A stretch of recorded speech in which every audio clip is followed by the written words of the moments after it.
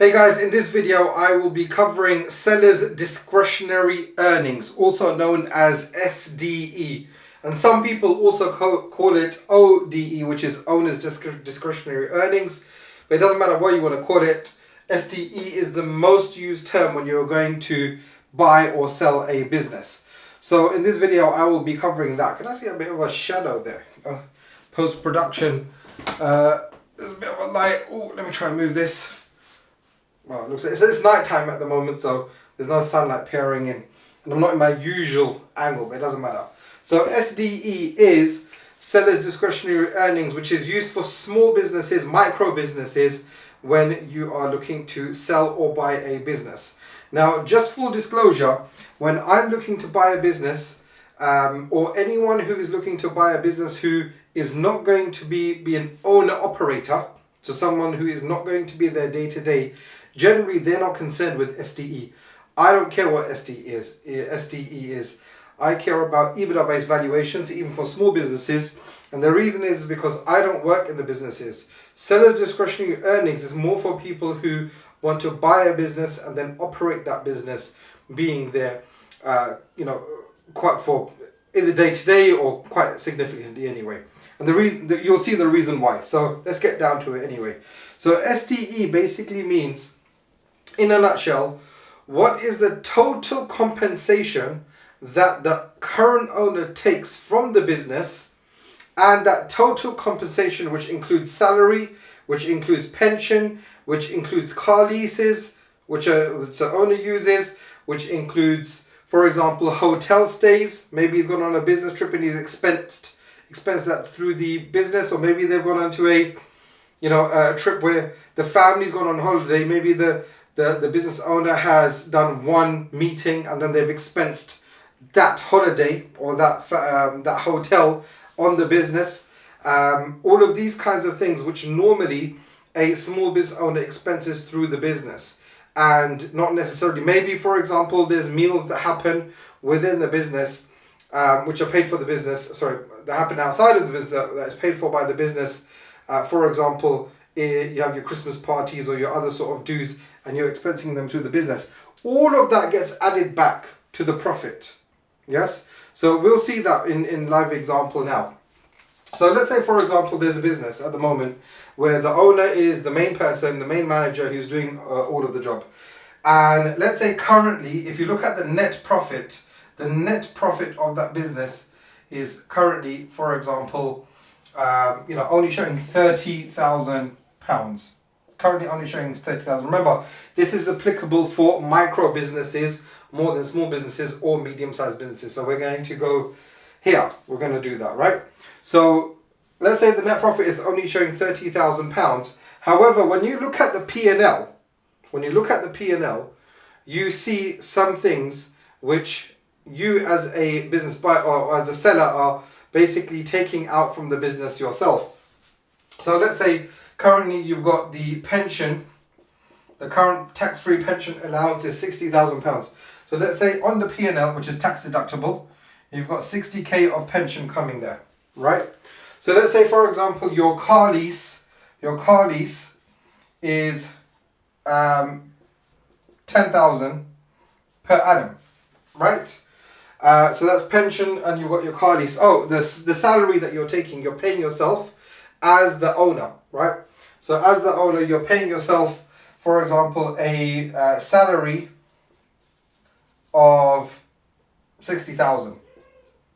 Yeah, 5,000 a month or something. Yeah, so you're paying yourself a salary of 60,000.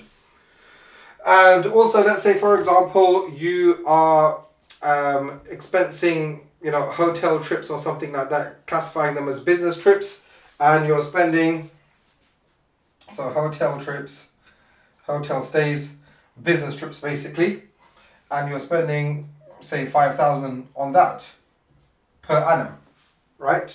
So what happens here is that you've got 30,000 that you're showing in net profit, yeah?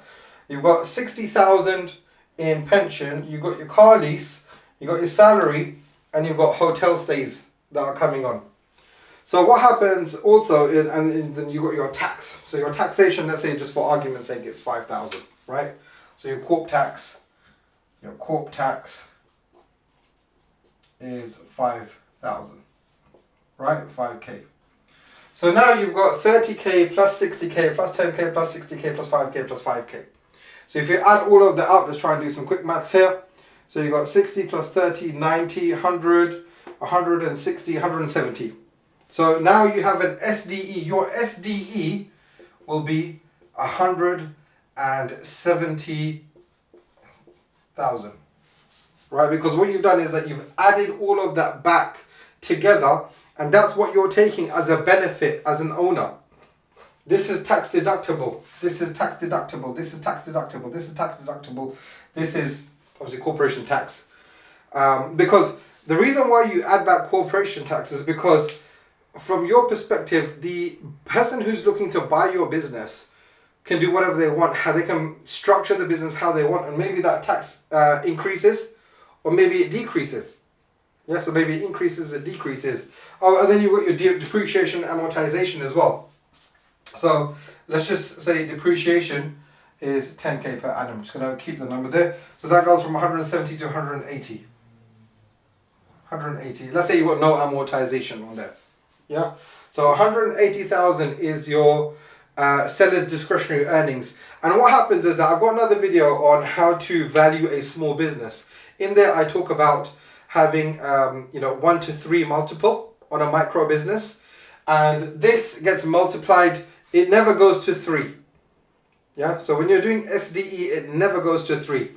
It's either 1 to 2 times. That's it. And the reason for that is because you're one of the main people who are in this business normally, right? So you're actually doing the managing, you're doing things in the business, and therefore when someone buys your business, they're going to have, someone else is going to have to do it. Yes? And by the way, the 180,000 is your SDE. So what's the value of your business then? Let's say, for example, you've got 180,000 valuation. Where's my calculator? Oh, still there. Fantastic. So let's say you're doing 1.5 multiple. Your business is worth 270,000. Yeah, 270k is your EV, your enterprise value. Or if you're lucky and you've got 2 times multiple on that, 180 times 2, your business is worth 360. But ultimately, you have to find someone who's going to pay you 360k for that. Right? You have to find someone who's going to pay you that. Like I said, me, I don't care about SDE because SDE doesn't apply to me. Right? I need to find a manager who's going to be running that business. What's the, let's say for example, it will cost me 100k to find a manager, because in this industry, the average salary for a general manager of a business with 6-7 employees is 100,000 in that particular industry. Then now 100k gets knocked off, yeah, and I have to then do different calculations. But in any case, just to identify what your SDE might be, that's how it's worked out. So get all of your total compensation, all of the things that you normally expense in the business, which is of the direct benefit of the seller. And then you add all of that back, then you get your seller's discretionary earnings, which will be 180,000. Right, I hope that video helps, and I'll see you in the other video. Definitely check out the video in which I talk about how to value your small business. That will give you a little bit more understanding about valuations.